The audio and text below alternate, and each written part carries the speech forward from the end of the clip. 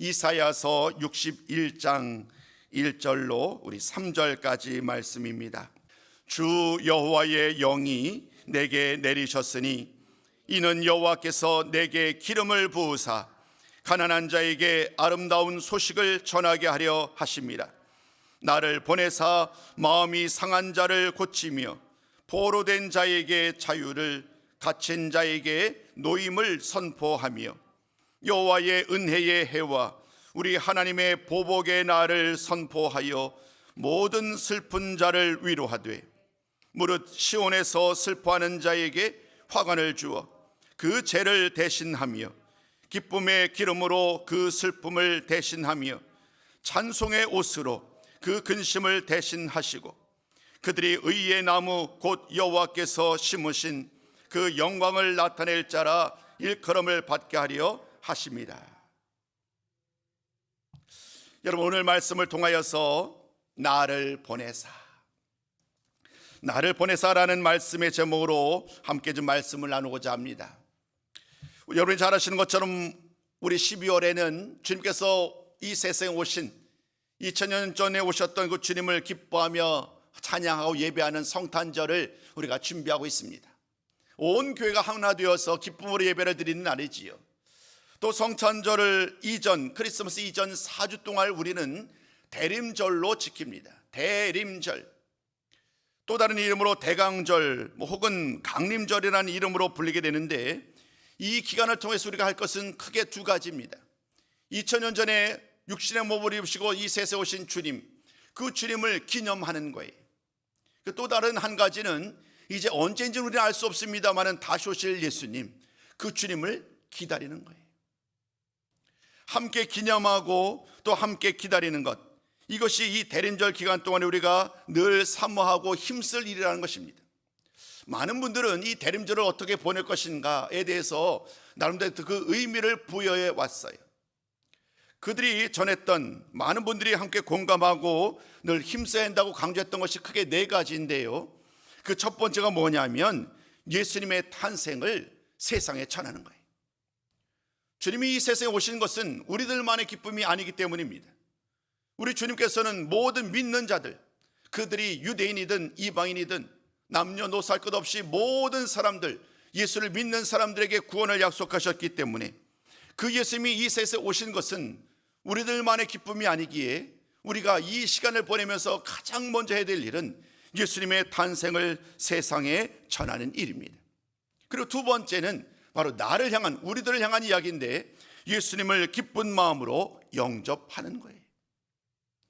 매일 1년 365일을 늘 기쁨으로 주님을 영접해야 하겠습니다만은 특별히 이 기간만큼은 더 온전히 우리를 위하여 이 세상에 오신 그 주님을 마음 깊이 영접하며 주님을 찬양하는 일에 힘써야 합니다. 세 번째, 우리가 이 대림절을 보내면서 함께 해야 될 일이 있는데, 예수님을 기쁨으로 맞이하기 위하여서 먼저 우리의 마음이 정결케 되고 거룩하게 되고 깨끗하게 우리를 준비하는 일, 이것이 우리가 이 대림절을 보내면서 해야 할 일이에요. 마지막 네 번째, 다시 오실 주님을 고대하는 거예요. 다시 오실 주님을 기대하며 기다리고 소망하는 이와 같은 삶을 살아야 한다는 것입니다. 오늘 기도 가운데도 그런 고백을 드렸습니다마는, 그렇기 때문에 이 대림절은 기다림의 신앙, 기다림의 믿음이 필요한 때가 아닐까.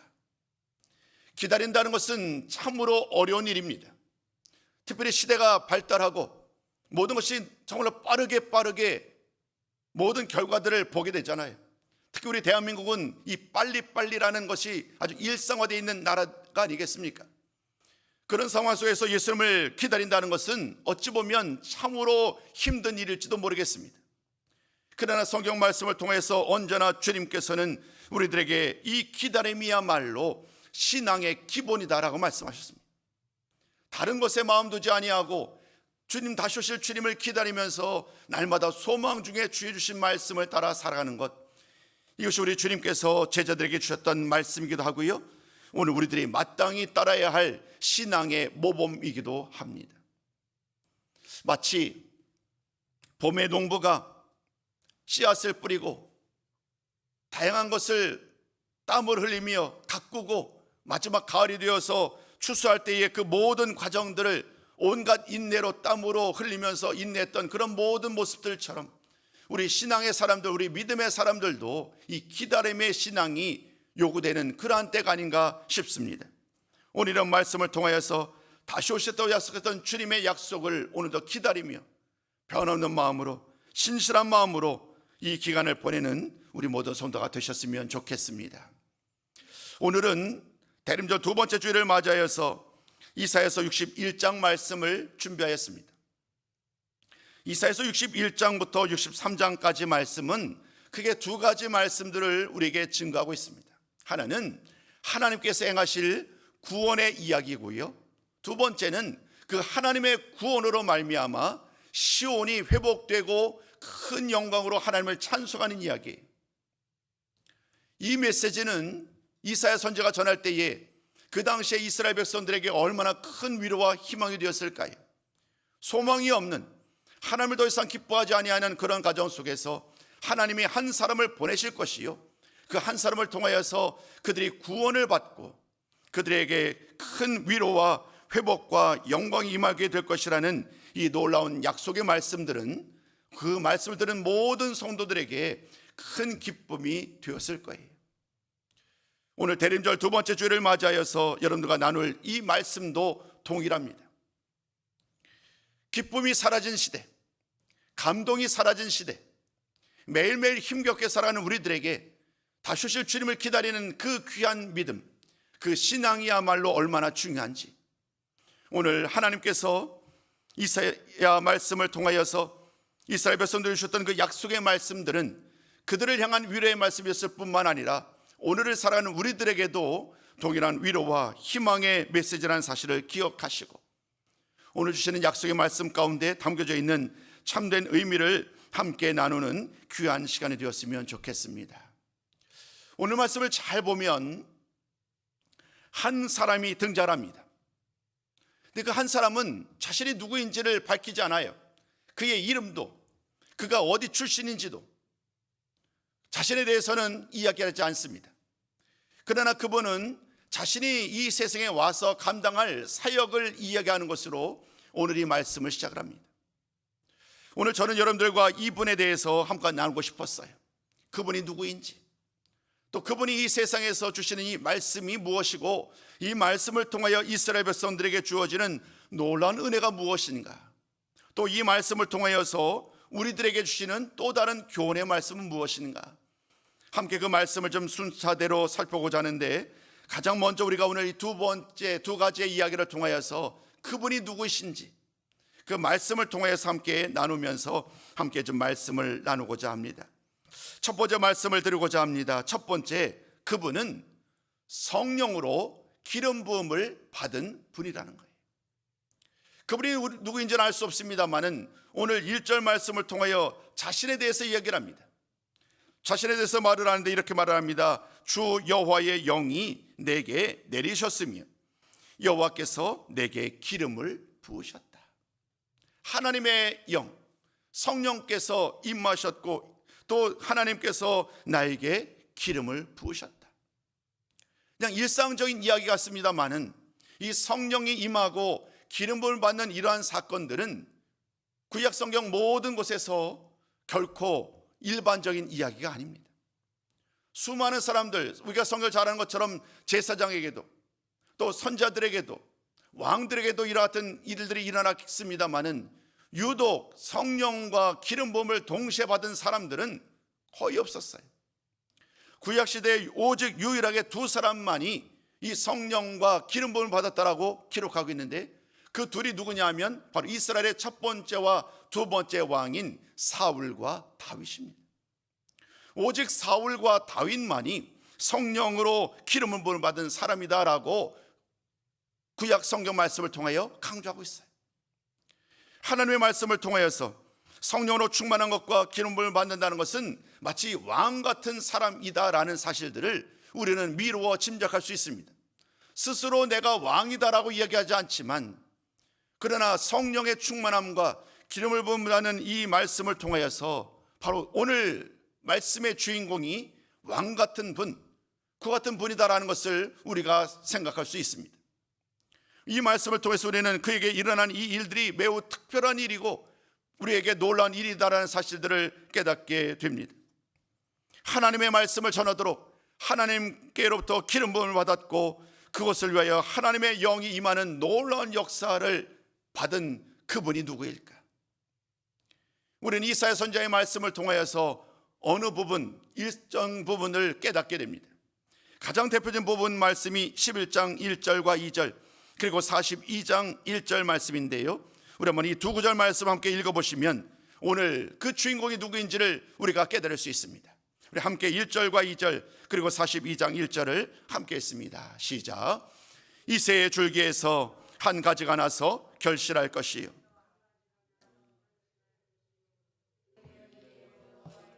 곧 지혜와 운명의 영이요 모략과 재능의 영이요 지식과 여호와를 경외하는 영이 강림하시리니. 다음 한번 넘겨보시겠어요? 다음은 제가 한번 읽어보겠습니다. 42장 1절은 이렇게 말씀합니다. 내가 붙드는 나의 종 내 마음에 기뻐하는 자 곧 내가 택한 사람을 보라. 내가 나의 영을 그에게 주었은즉 그가 이방에 정의를 베풀리라 라고도 말씀합니다. 이 두 구절 말씀만 보아도 이사야 선지자가 예언했었던 그 한 분에 대한 이야기가 무엇인지를 깨닫게 됩니다.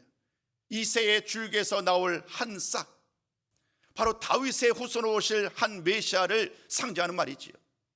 또 동시에 42장 1절 말씀에서는 그가 하나님의 종이다라고 말을 합니다. 이사야 선지자는요 주전 8세기에 예언했던 선지자예요.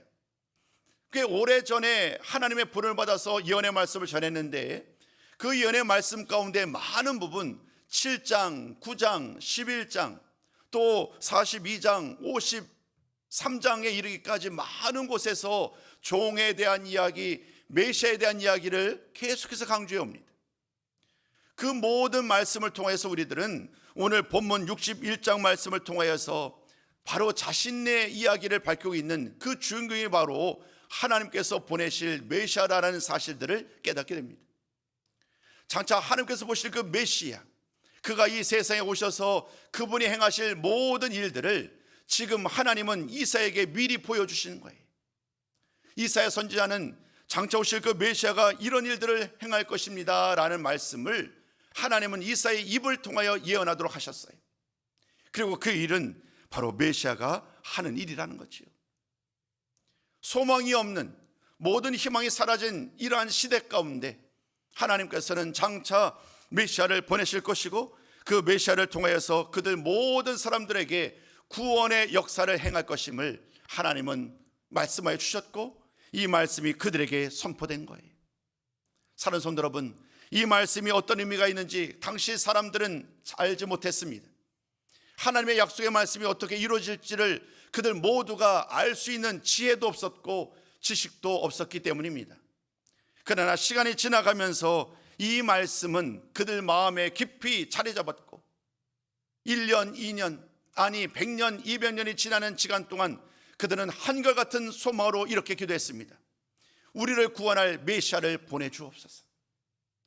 우리를 구원할 메시아를 보내주옵소서라고 그들은 늘 기도하고 소망하였습니다. 그들이 그토록 기다려왔고 소망했던 그 메시아, 오늘 우리가 함께 나누는 마지막 결론의 말씀을 통하여 나누게 되겠습니다마는 바로 우리 주 예수님을 통하여 그 모든 약속들이 이루어졌다고 성경은 우리에게 말씀하고 있습니다. 사랑하는 성도 여러분, 700년 전에 이사야 선지자가 예언했던 그 하나님의 구원의 기쁜 소식을 전할 그 주인공이 바로 우리 주 예수님이라는 사실들을 우리가 기억하면서 오늘 이 말씀을 계속 이어서 설명했으면 좋겠습니다. 두 번째는 바로 그 내용을 담고 있습니다. 그분은 구원의 기쁜 소식을 전하는 분이라는 거예요. 성령으로 기름 부음을 받은 분, 그분이 바로 메시아이실 뿐만 아니라 그 메시아이신 그분이 바로 구원의 기쁜 소식을 전하는 귀한 사역을 감당하시는 분이다라고 말합니다. 오늘 1절 후반절부터 3절까지 말씀을 잘 보면 그분이 이 세상에 오셔서 행하실 일들을 우리가 하나씩 설명합니다. 어떤 일들을 위하여 이 세상에 오셨을까? 우리 함께 그 답을 찾아보셨으면 좋겠습니다. 세 가지 말씀을 여러 가지 좀 나누고 싶은데 이 세 가지 말씀은 우리 함께 한 목소리로 함께 좀 고백했으면 좋겠습니다. 우리 첫 번째 말씀 같이 한번 읽어봅니다. 시작. 가난한 자에게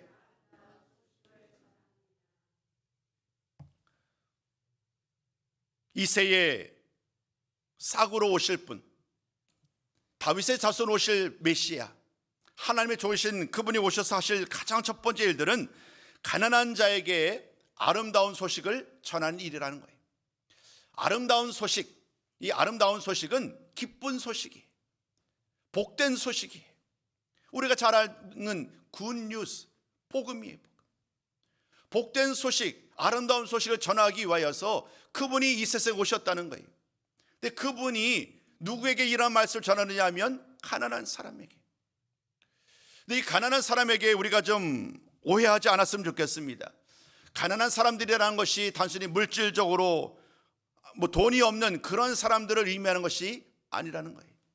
그래서 말하는 이 가난한 사람이라는 것은 영적인 상황들, 그들의 모든 삶이 이 세상 가운데 어려움을 당하고 고통을 당하면서 자기 주도적으로 무엇인가를 할 수 없는 사람들, 세상의 환경에, 세상의 강한 자들에게 끌려당할 수밖에 없고 낙심하고 고통 중에 신음하는 모든 사람들, 그 모든 사람들이 바로 이 가난한 사람들이다라는 이 사실들을 잊지 않으셨으면 좋겠어요.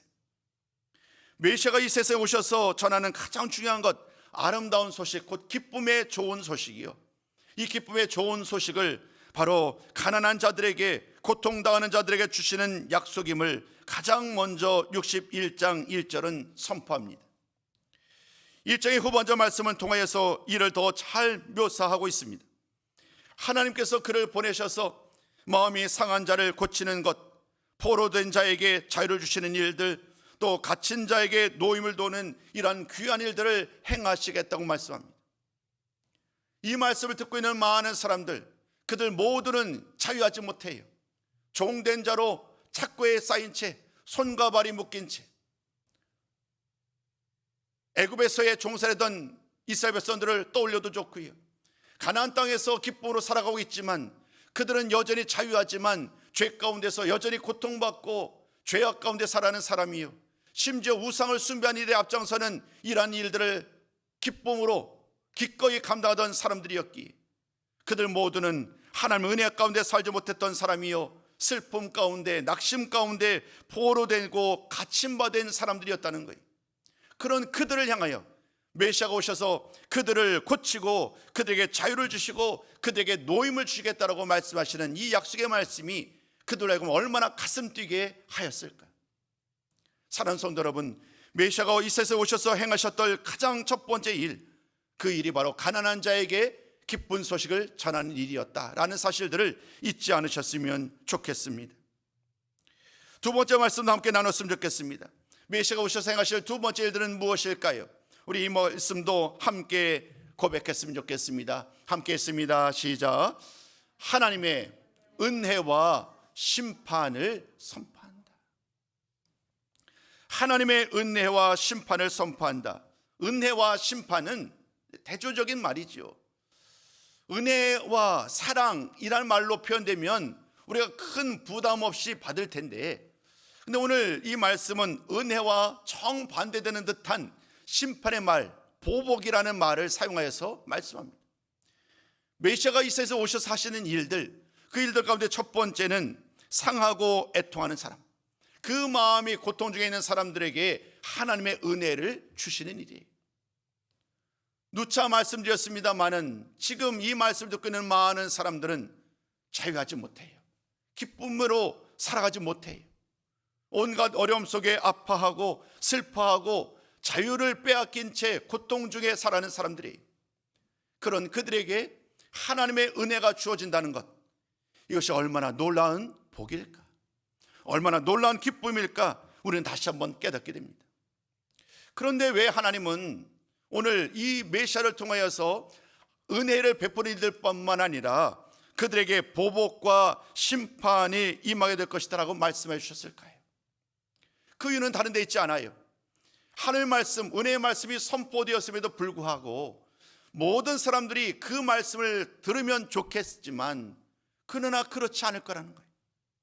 많은 사람들이 메시아가 선포하는 말을 듣고 하나님께로 돌아올 때에, 그 하나님의 은혜를 입을 때에 자신들을 얽어맸던 모든 죄의 짐이, 멍에로부터 자유로워질 텐데 안타깝게도 많은 사람들은 여전히 죄악 가운데 살고 여전히 그 가난한 자들을 고통 가운데 억압하는 일을 일삼는 사람들이 있을 거라는 거예요. 하나님께서 오셔서 하나님의 보내실 메시아가 오셔서 하시는 일은 바로 그들을 심판하시겠다는 거예요.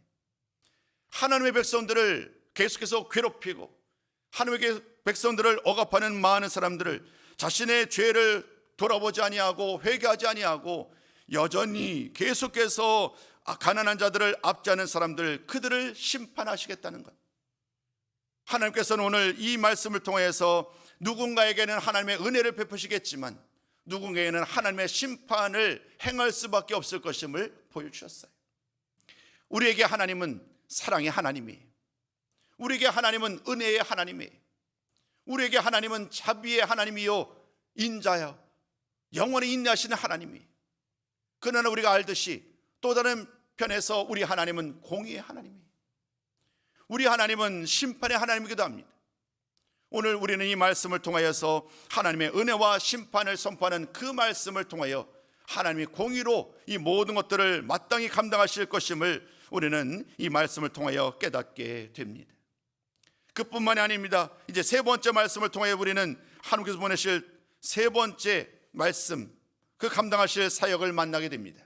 우리 한번 이 말씀도 함께 좀 말씀을 나눴으면 좋겠습니다. 세 번째 말씀 함께 나눕니다. 시작. 모든 슬픈 자를 위로하신다는 거예요. 세 가지 말씀을 우리가 나눴잖아요. 첫 번째, 가난한 자에게 기쁜 소식을 전한다. 두 번째, 하나님의 은혜와 심판을 선포한다. 그 세 번째, 모든 슬픈 자를 위로한다. 저 개인적으로 저에게는 이 세 번째 말씀이 저에게 큰 감동으로 다가왔어요. 슬픈 자를 위로하시는 분. 먼저 오늘 3절 말씀을 한번 좀 더 읽어보실까요? 3절 말씀을 통하여서 행하실 그 일들이 얼마나 귀한지 우리 먼저 한번 3절 말씀을 읽으시고 계속해서 좀 부연 설명을 좀 드리도록 하겠습니다. 우리 3절 말씀 함께 있습니다. 시작. 무릇 시온에서 슬퍼하는 자에게 화관을 주어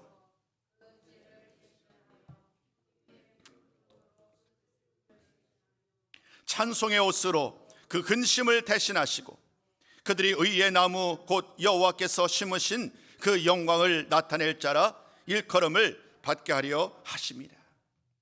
여러분, 이 말씀을 잘 보면 반전의 이야기, 현재의 상황을 이야기하는 단어들이 크게 세 가지죠. 슬픔, 그리고 죄, 그리고 근심이. 죄를 뒤집어 쓰는 삶, 스스로 얼마나 고통스러운 삶인지 그 모든 죄를 뒤집어 쓰는 거예요. 이스라엘의 그 풍습이죠, 풍습. 자신이 죄 지었다는 그 사실로 인하여서 많은 사람으로부터 소외받고 버림받았다는 그 이유로 말미암아 자신의 머리에 죄를 뒤집어 쓰는 거예요. 그러면서 슬퍼하며 오로지 외롭게 살아가는 그 모습이 이 죄라는 이 말씀 가운데 그대로 드러납니다. 슬픔, 온갖 어려움, 온갖 슬픔 가운데 살아가는 그 모든 모습들, 근심 가운데 살아가는 그 어떤 기쁨도 감사도 사라진 오로지 근심만이 가득한 삶을 살아가는 것, 죄와 슬픔과 근심은 지금 그 모든 손들의 삶을 대변하는 말이에요. 그런데 여러분, 오늘 메시아가 오셔서 하시는 일들은 그들에게 놀라운 반전의 은혜를 주시겠다는 거예요. 죄 대신 화관을, 슬픔 대신 기쁨을, 근심 대신 찬송을 주신다는 거예요. 머리에 죄를 뒤집어 쓰고 굵은 베옷을 입고 내 영혼이 기쁨이 사라지고 소망이 없는 절망하며 슬퍼하는 자들의 모습이 이제는 아름다운 화관을 쓰고 기쁨의 기름을 바르며 찬송의 옷을 입고 즐거워하는 모습으로 바뀌게 되는 거예요.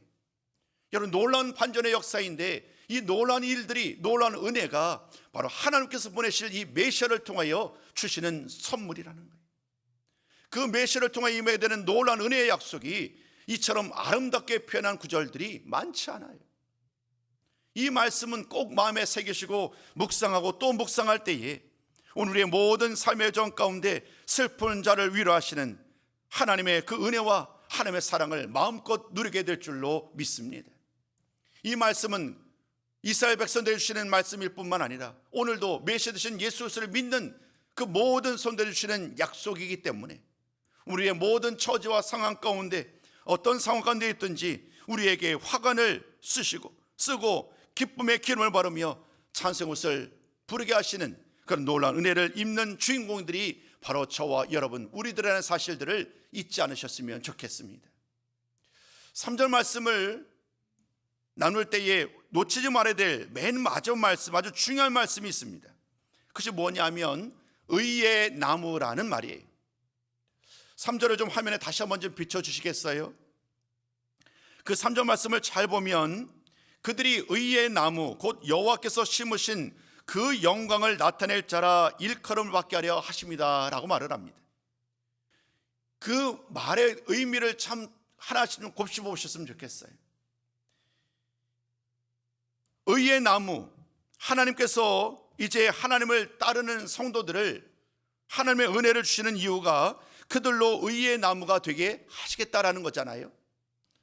이 일은 하나님이 행하시는 일이에요. 하나님께서 하나님을 믿는 자들에게 의의 나무가 되게 하시겠다는 거예요.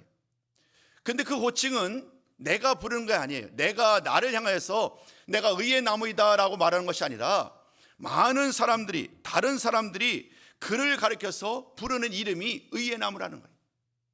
하나님이 그들을 의의 나무로 부르셨고 의의 나무로 세우셨어요. 많은 사람들이 그들을 바라볼 때마다 그들을 가리켜서 의의 나무다라고 부르게 한다는 거예요. 여러분, 이것이 얼마나 놀라운 약속인지 몰라요. 하나님의 부름을 받고 하나님의 약속을 따라 살아가는 우리들의 모든 삶을 바라보면서 세상의 많은 사람들이 여러분들은 하나님께서 하나님의 영광을 나타내려고 심으신 하나님의 의의 나무입니다라고 많은 사람들이 이야기하게 되더라는 거예요. 저의 설명이 완전할 수 없어요. 어찌 보면 이 말씀이 더 완전할 것 같아요. 60장 21절과 22절 말씀은 바로 이 의의 나무에 대한 말씀을 설명하고 있는데요. 이 말씀은 제가 화면에 준비하였어요. 우리 한번 같이 60장 21절과 22절 말씀을 함께 읽어봅니다. 자, 시작. 내 백성이 다 의롭게 되어 영원히 땅을 차지하리니 그들은 내가 심은 가지요 내가 손으로 만든 것으로서 나의 영광을 나타낼 것인즉 그 작은 자가 천명을 이루겠고 그 약한 자가 강국을 이룰 것이다. 때가 되면 나 여호와가 속히 이루어지리라. 하나님이 심으신 나무예요.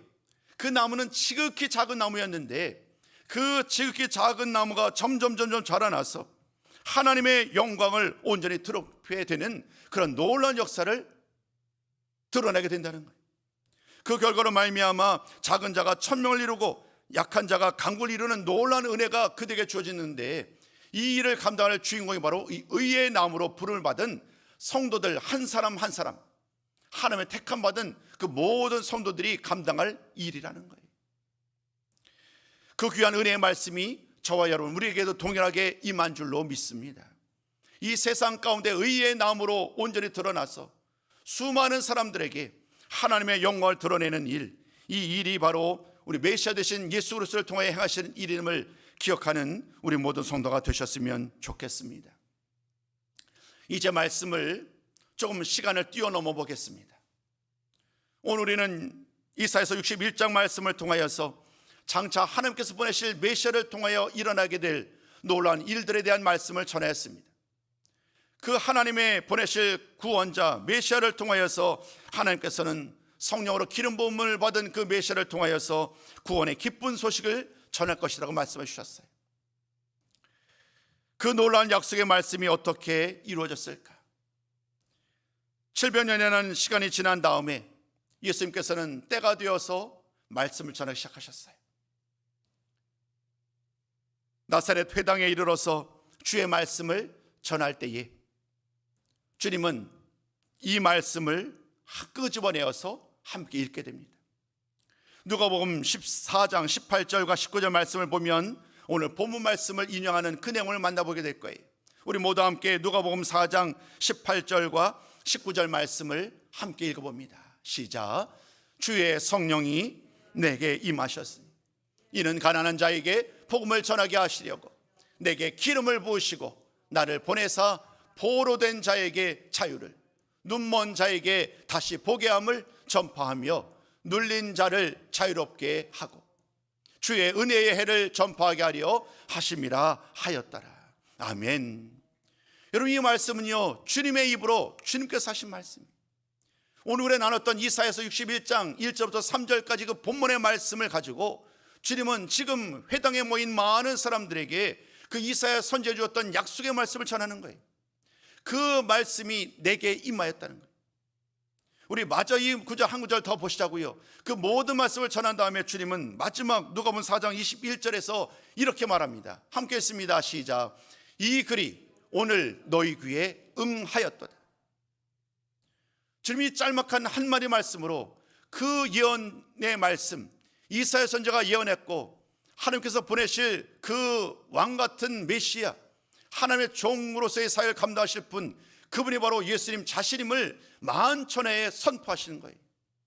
내가 메시아로, 하나님의 아들로, 하나님의 종으로 이 세상에 왔다고 말하면서 가난한 자들에게, 눈먼 자들에게, 포로된 자들에게, 억눌린 자들에게 기쁨과 자유함과 풀어줌과 역사함을 주시는 그 모든 약속들을 이제 행할 것이다라고 말한 거예요. 은혜의 말씀, 약속의 말씀이 그들에게 선포되었으니 그 모든 말씀을 듣고 화답할 때에 하나님의 은혜와 복이 그들의 것이라는 거예요.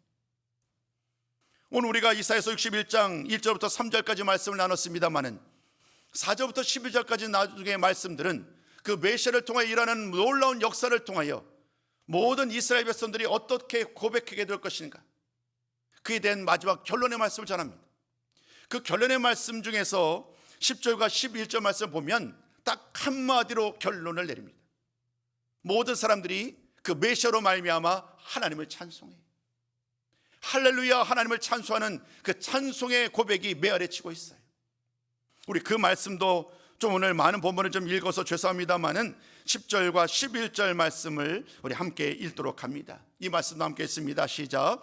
내가 여호와로 말미암아 크게 기뻐하며 내 영혼이 나의 하나님으로 말미암아 즐거워하리니 이는 그가 구원의 옷을 내게 입히시며 공의의 겉옷을 내게 더하심이 신랑이 사모를 쓰며 신부가 자기 보석으로 단장할 것. 계속했습니다. 땅이 싹을 내며 동산이 거기 뿌린 것을 움돋게 한 것, 주 여호와께서 공의와 찬송을 모든 나라 앞에서 솟아나게 하시리라. 아멘. 여러분, 이것이 모든 이스라엘 백성들, 하나님의 은혜를 받아 누리는 모든 백성들이 드리는 찬송의 고백이에요. 여러분, 슬픔이 다 사라졌어요. 자신을 얽어맸던 모든 억압과 고통이 다 사라졌어요. 10절과 11절 이렇게 말합니다. 그들 모두도 하나님으로 말미암아 기뻐해요. 하나님으로 말미암아 즐거워해요. 구원의 옷을 입히시고 공의의 겉옷을 입으신 그 은혜로 말미암아 찬송하는 거예요. 기뻐하며 즐거워하며 찬송하는 일들이 그들의 삶이에요. 여러분, 오늘 이 말씀을 읽은 이유가 있어요. 2000년 전 이 세상에 오신 예수 그리스도, 주님께서 이 세상에 오셔서 내가 그 메시아라고 분명히 말씀하셨다고 한다면 오늘 우리들의 삶도 이와 같지 않아야 될까요? 우리는 여전히 근심하고 염려하고 온갖 죄의 짐으로 살아가는 여전히 연약한 사람들이지만, 그러나 그 메시아로 말미암아 기뻐하고 우리 주님으로 말미암아 즐거워하고 우리 주님으로 말미암아 찬송하는 일들, 그 일들이 바로 우리들이 해야 할 일이라는 거예요. 사랑하는 성도 여러분, 예수께서 이 세상에 오셨던 그날을 기념하는 성탄절과 또 다시 오실 주님을 기다리는 이 대림절을 보내면서 무엇보다도 감사와 기쁨의 찬송이 우리들 가운데 가득했으면 좋겠어요. 주님은 그러한 삶을 기대하시는 거예요. 모든 말씀을 전하면서 드리고 싶었던 마지막 결론이 이것이에요. 기쁨과 감사로 하나님을 찬송하는 삶을 살아가는 우리들, 의의 나무가 되어서 모든 사람들에게 하나님의 영광을 드러내는, 그 하나님의 영광을 드러내는 복된 성도의 삶을 살아가는 것, 우리 주님이 그러한 삶을 기다리고 계시지 않을까. 오늘 모든 말씀을 마무리하면서 빌립보서 1장 11절 말씀으로 결론을 내리고 싶었습니다.